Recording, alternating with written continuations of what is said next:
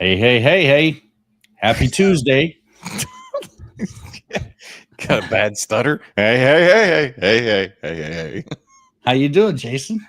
Wow, that was quite the entrance. Hey. Hey,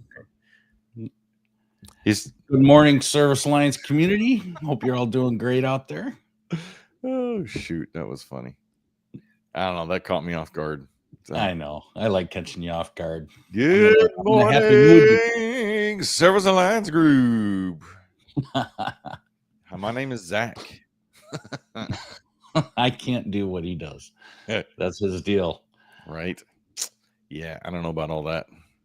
Yeah. Well, how's things going? You have a good weekend? It's going great. Can't complain. Yeah. Yeah. Good, but won't do no good. So we'll just move on. Today we're talking about trends every appliance repair business owner should know. True. This is facts. Yeah. Appliance repair industry is evolving fast, smarter machines, stricter laws, and not waiting for anyone, that's for sure. No, I mean they should be here, right? Yeah. All the most important people are here. Yeah. I would have to say what we're talking about today, if you're still doing business like it's 2015, you're going to get left behind. Oh yeah. And we're talking about a lot of the trends that's will either make or break your business from now moving forward. So absolutely. Over 60% of new appliances coming out by 2026 will talk to apps, AI, or both. Our world is like, you remember the old movies where science fiction, you're talking to all these different, what we thought were robots, but were appliances back in the day? Well, guess what? That's your next service call. That's reality now. Yeah. Sci-fi has become reality. Yeah. Danger, Will Robinson, danger. I mean, we are living in a very connected world right now. And it's only going to get much, much more connected. I mean, every inanimate object that somebody can try to connect, they're trying to connect it. Yeah. From coffee tables to appliances. So connected coffee tables, that would be an interesting one. They have them. They have them? They have them. I remember going to like Pizza Shack and Pizza Inn, and they had the little game table that you could set your food on, and you would play like Pac-Man and stuff on with little joysticks.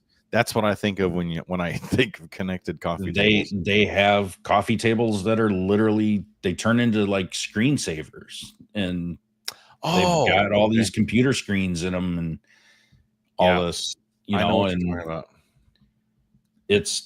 there's just amazing things that you don't really see every day, but they exist. Yeah. So only $18.99. Yeah. Smart coffee table. That's crazy. All right. Well, shall I pray and get this going? Yeah. All right. Go ahead. Well, Lord, just help us to embrace these changes that's coming to us with wisdom, with courage, with integrity. Give us eyes to see opportunity in every new tech, every law, and just help our hands to be ready to fix what needs fixing. And above all, let people see your love through our actions. Amen. Amen. Thank you for that. Yep. All right. I'm looking through a couple of verses here. I'm not a big fan of all of them, to be honest with you. But I kind of like Philippians 3:13 and 14. Yeah. So it's forgetting what is behind and straining towards what is ahead. I like the word straining. Yeah. There's a reason that when we forget what's behind, we know it, right? So we have to strain to actually accept what's coming sometimes. Sometimes you don't have to accept that when it comes to God's law. But in the world, sometimes we have to accept what's coming and, learn how to leverage it and make the best of it. Yep. Right. So, um, if it's something that's obviously not going to change, or you're not going to be able to have any control over the progress of it, you need to embrace it. Yeah. Or you'll get left behind. You'll become ancient. So I know Shayna likes Jeremiah 29:11. I know you had that on there. It's probably one of her favorite verses. oh yeah, And, it is. Just simply, God's got a plan for your business and your life, even the scary stuff. Yep. Yeah. Hope for the future for sure. Yep. So we're talking about trends today, and this includes technology, laws, like all kinds of stuff. So we'll jump right into it. Smarter appliances means you got to learn how to do smarter repairs. Yep. And I remember back in the day when I was a collision tech in the automotive industry. I fixed wrecked vehicles, and I became a frame technician. Frame technician, like working on the frames of cars. Yeah, I had to fix the frames and the tolerances on a car's frame, and the unibodies were like within 3 millimeters, and that's a pretty tight tolerance. And I remember we used to use all these gauges and manual measuring tools and stuff, and then the computers started coming out, and we had all this computerized measuring systems and everything, and it was a struggle for me to learn that, because some of them were sonar activated, some of them were laser, and the lasers were obviously the most accurate.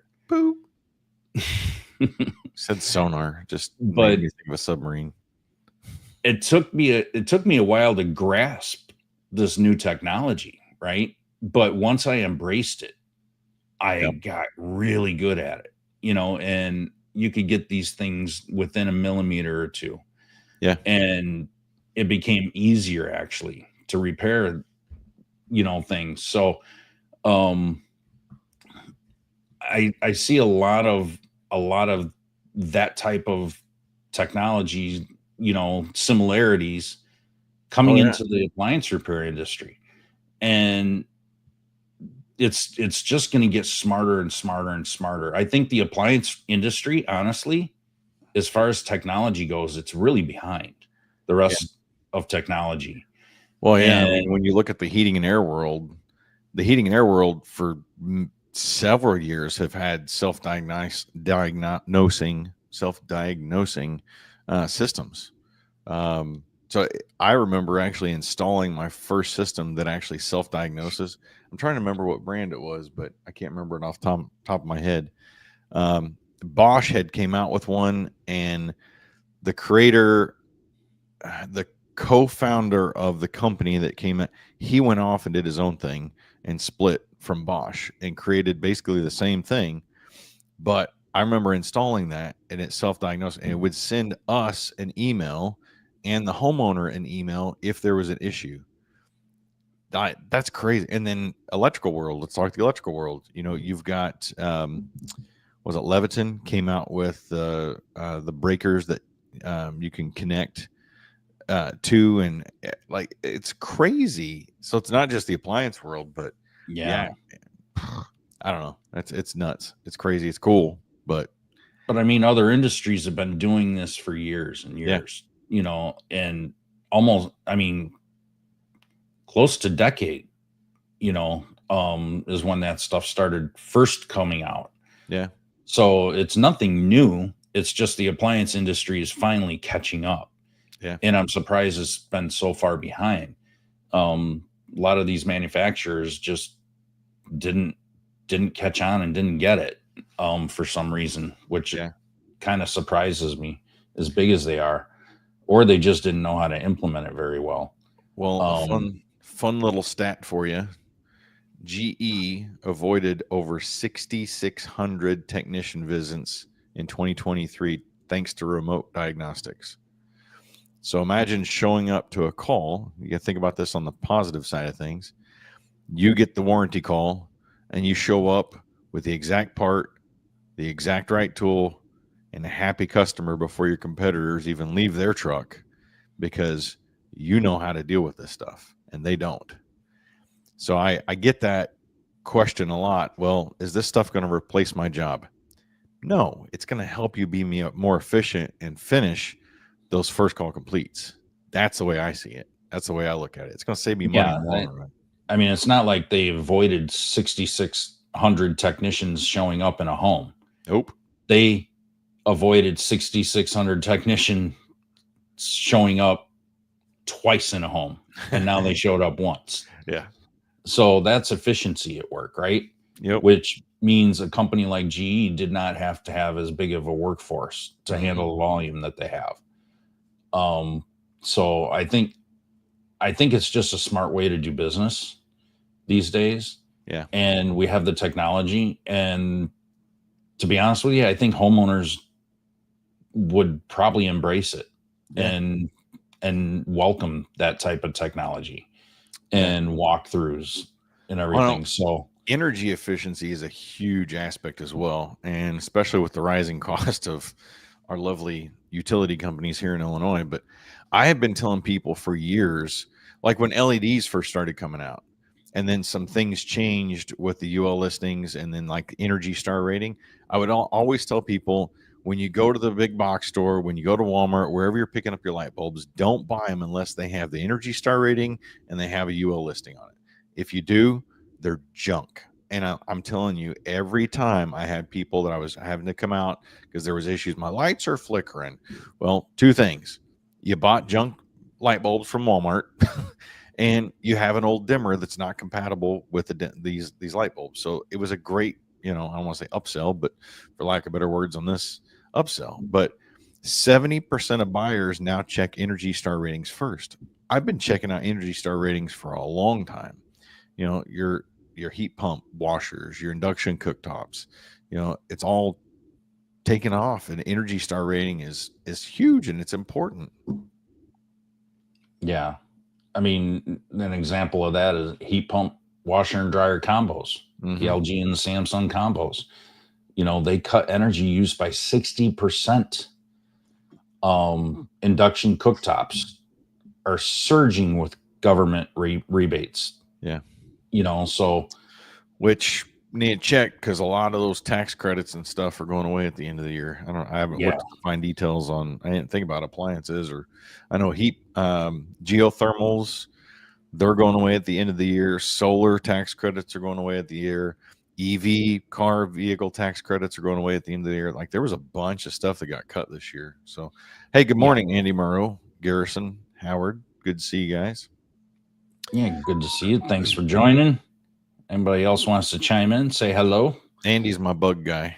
He's my Egyptian exterminating locally. So I always like it whenever I see Andy pop on here. Makes me feel good. The local people like me. Well, what's next? That's a right to repair movement is still gaining momentum. I'm intrigued about this because I haven't really looked a whole lot into this. So I'm interested to see what you got to say about this. I did. It's basically manufacturers tried to find a loophole in how to sell more parts.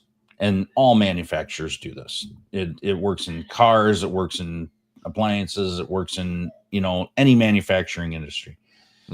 So they manufacture a car, an appliance, an HVAC system, and then they manufacture those parts for it and stock them as sellable spare parts, right? Yeah. Well, they don't have to produce a certain amount of those parts to be able to sell, right? Later down the road, because let's think about it. They have to stock them in warehouses. They take up space. It's just a lot of waste, honestly. Yeah. And If I were a manufacturer, I wouldn't want to do it either. Yeah. Right. And but here's the thing, like the flooring industry, I'm getting floors put in my house. I did SEO for a flooring company for a while, a few years back, and the manufacturers every year they change the patterns of the floor and stop selling the ones that they were producing, and they do that so that you can't buy what you put down in your house anymore if it gets ruined, and boom, you have to buy a whole new house full of floor. And manufacturers do this and don't make those spare parts they only do it for a certain amount of years. And if the parts are no longer available, guess what? Chances are eventually you're going to need a new machine, and they're going to sell you a new machine. So they're really smart about doing this, and they're finding ways to do this, right? Well, the right to repair momentum is it forces these manufacturers in the United States, or all of North America, to have critical spare parts for at least 7 years. And in Europe, the EU, they've got to do it for up to 10 years. So that's the thing about, that's the biggest probably issue with the right to repair is these NLA parts. When parts are no longer available, you can't fix it, and they have to produce the manuals and make all parts available. And that includes manuals.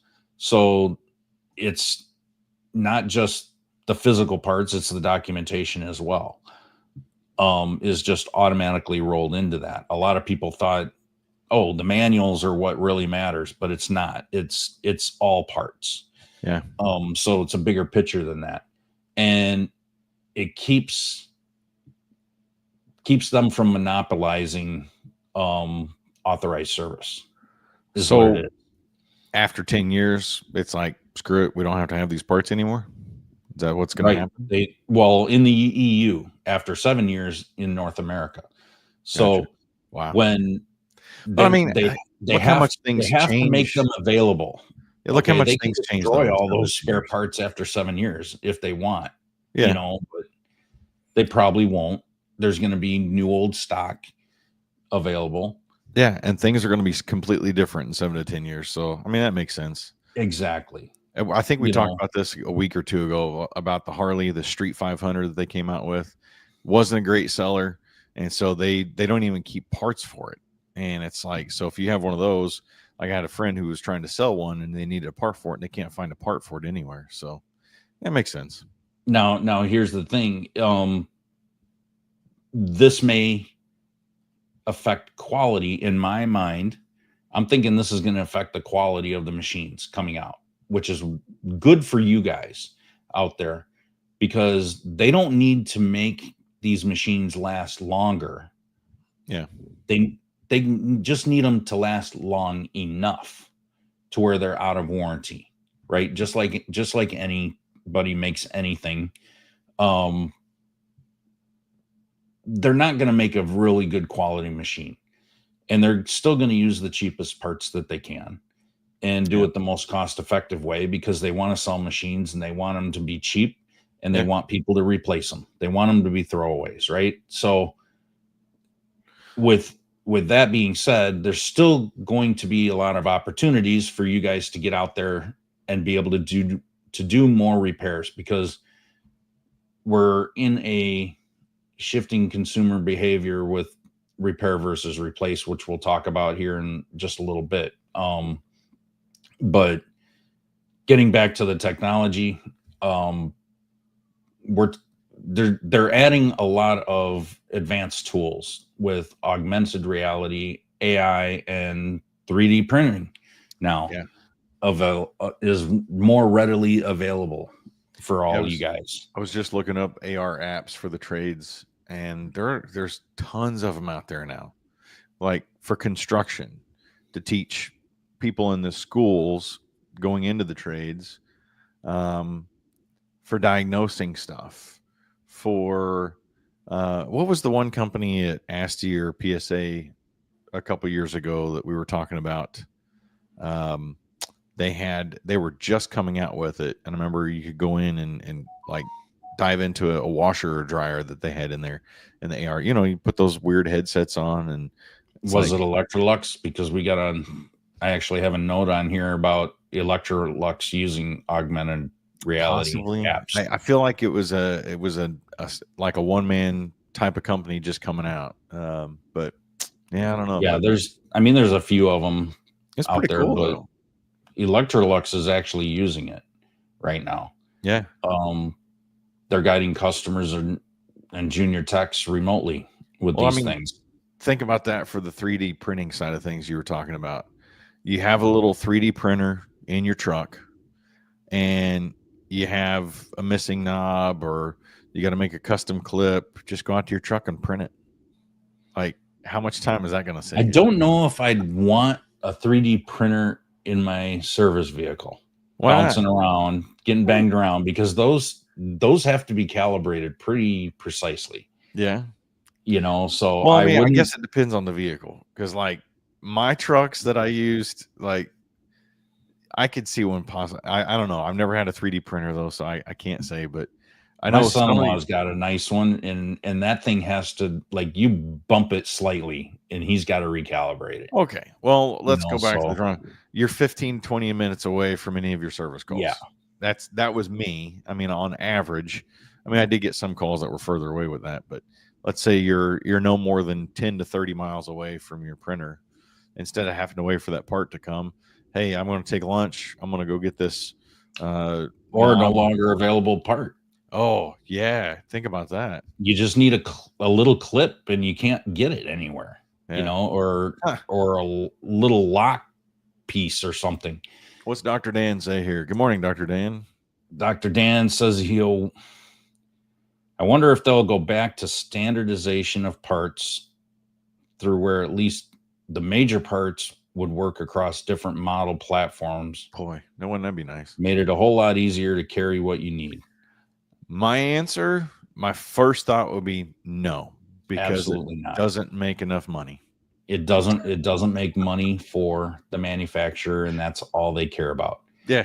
Think about it. If you were a manufacturer of a product, you're going to find every single way that you possibly can to make it not only serviceable, but profitable. Yep. You want your business to be profitable. They're the same way. You can't really fault them for that, but it would be nice to have some modularity between all these different I get models. It. Dr. Dan, inventory looks better in what? $20 bills. I'd much rather have a bunch of 20s than a bunch of parts. So, yeah, I'm right there with you. So, all right, let's dive into our customers. They're thinking the shifting behavior. They're definitely thinking. You got inflation on everything. You've got the being energy efficient consciousness, the economy, you want to make sure that you're looking at, I don't want to, we talked about this I don't want to replace my freaking microwave range hood every time the thing goes bad, but the way they keep becoming more and more cost effective to replace it versus repair it. These are things that are, people are thinking about. So a stat, U.S. appliance repair revenue projected at $7 billion in 2025. That's a good number. That's what just chunk in the U.S.? What chunk are you going to be grabbing of that? And there's a lot more DIY growth out there. Many try YouTube, obviously. Yep. They're ChatGPT and things. Everybody's trying every way. Oh, maybe it's just a quick fix. So they're gonna try that quick fix.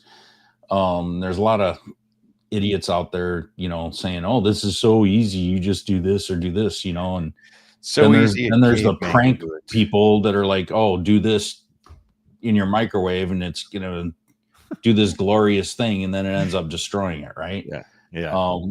Because people are idiots like that. But anyway, make sure that why aren't you out there? If you're gonna gripe about people watching YouTube videos and these other idiots, right? Get out on YouTube And make get out yourself there known. and make your own videos. Yeah. I've been saying this for a long time.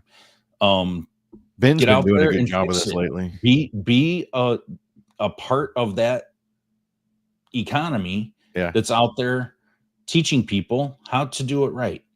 Yep. And it's number one, it's probably going to make you a better tech, and it's going to make you more comfortable on camera. It's going to help you to eventually promote your business more. Oh yeah.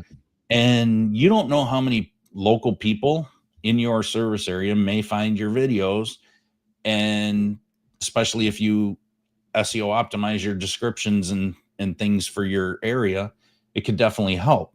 So there's a lot of things that you could be doing to set yourself up as an authority and actually do better in that space, Yeah. right? And actually add value to that space. I had somebody yesterday reach out to me. I haven't done electrical work in over 2 years. And I used to go to church with these people, and literally I've never done any work in their house.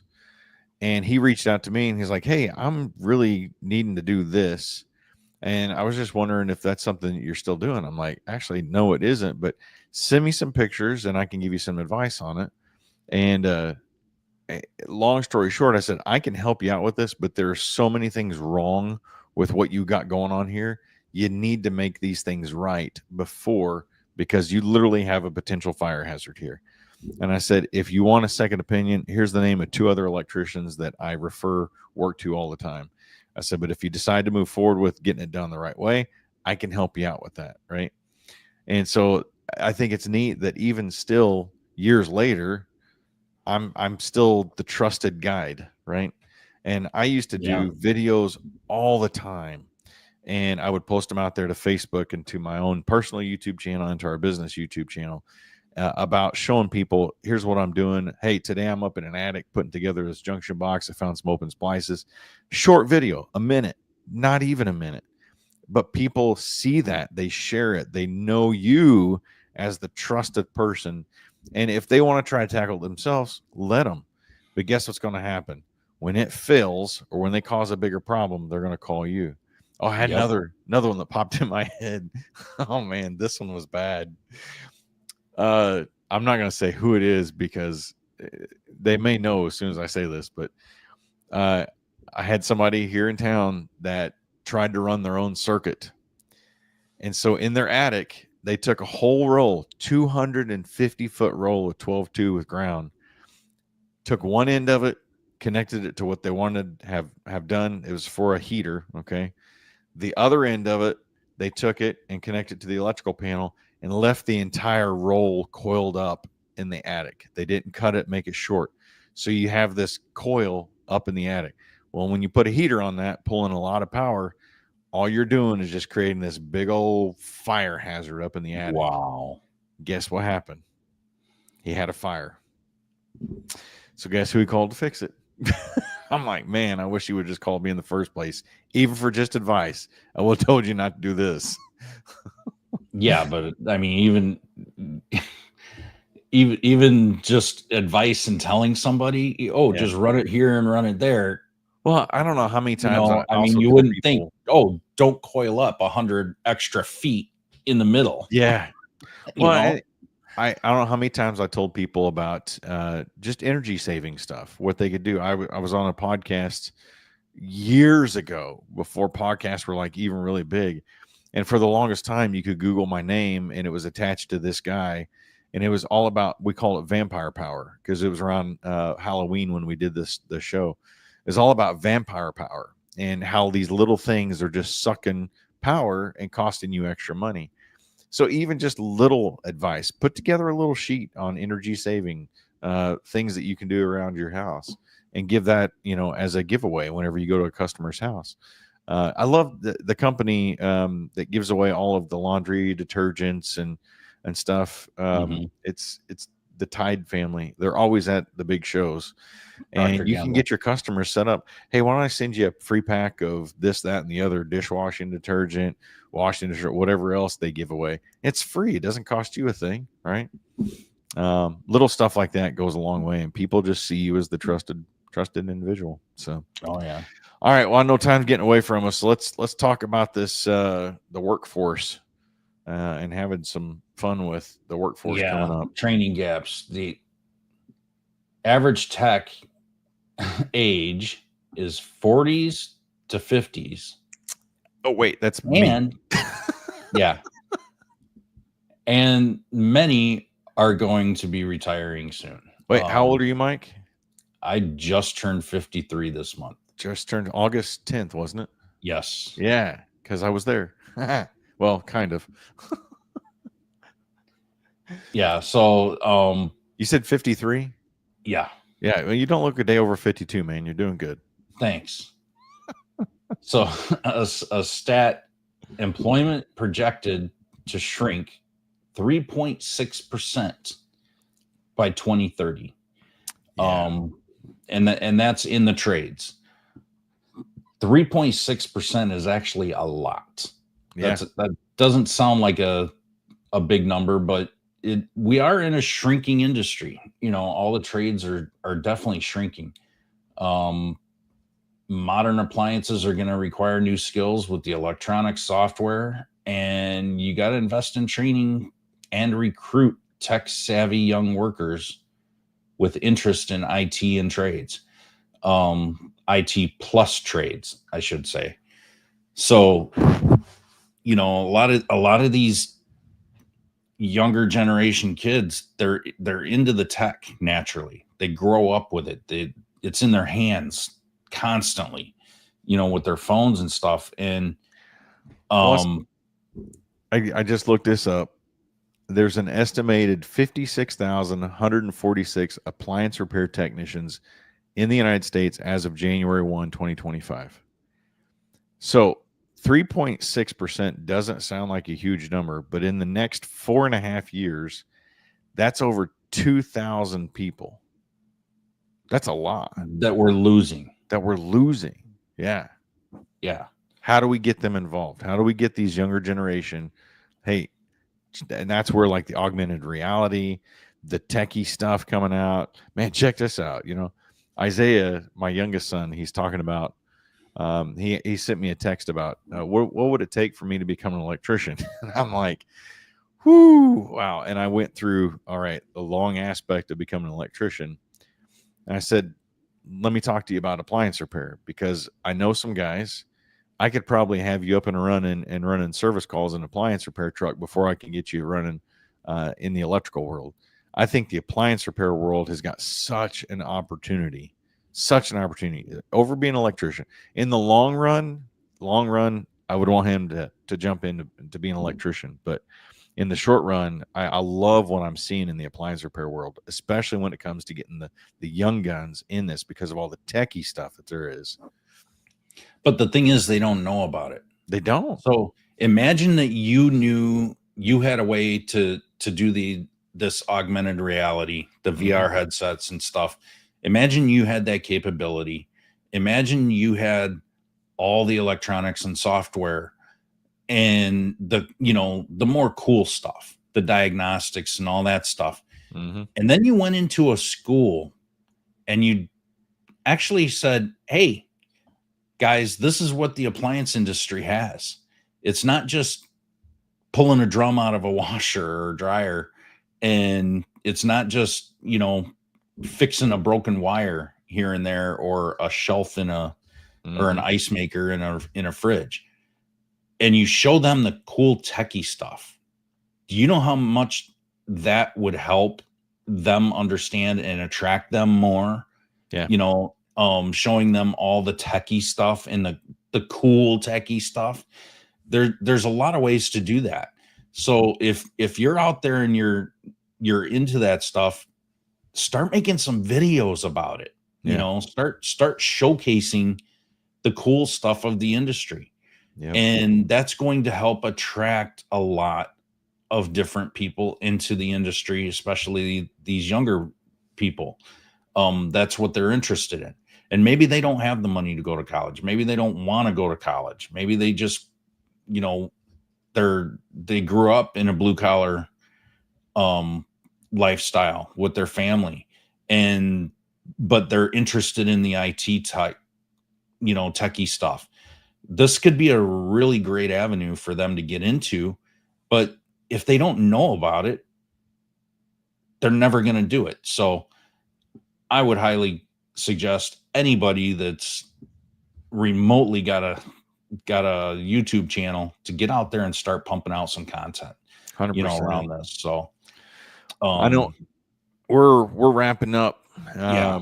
Maybe get going, but so I just threw an action list out there. Let's talk smarter, greener, repairable appliance are rewriting the rules. So here's a good action list for you to do. Stay curious, read, watch, learn, train your team. Don't let your techs fall behind. Invest in tools that's going to save you time and money. AR, AI, 3D printing. 3D printing has got me interested after talking about this even more. And then lean into those right to repair laws. They're your ally, not your enemy. So absolutely, the future isn't just wrenches and wires anymore, people. It's apps, AI, and adaptability. So you got to be that shop that thrives, not just survives. Yeah. Well, we hope that you enjoyed this this podcast. Our next mastermind next month, expanding your service area the right way. I'm going to be leading that and showing you how to do it the right way, so you don't have a million hoops to go through, but there's still some hoops to go through. But if you're an all access member, go to servicealliancegroup.com and get that on your calendar. And don't forget to pay the fee. Pay the fee. It's free to pay the fee. All you got to do is just go to Service Alliance Group, Appliance Marketing Pros, and my office help on any of your favorite social media channels, and click that like, subscribe, and share button. It's much appreciated. Absolutely. Well, you guys have a great week, and we'll see you next Tuesday. Thanks for tuning in to the Morning Grind podcast by Service Alliance Group. Subscribe to our channel and make sure you visit our website at servicealliancegroup.com for appliance repair business resources.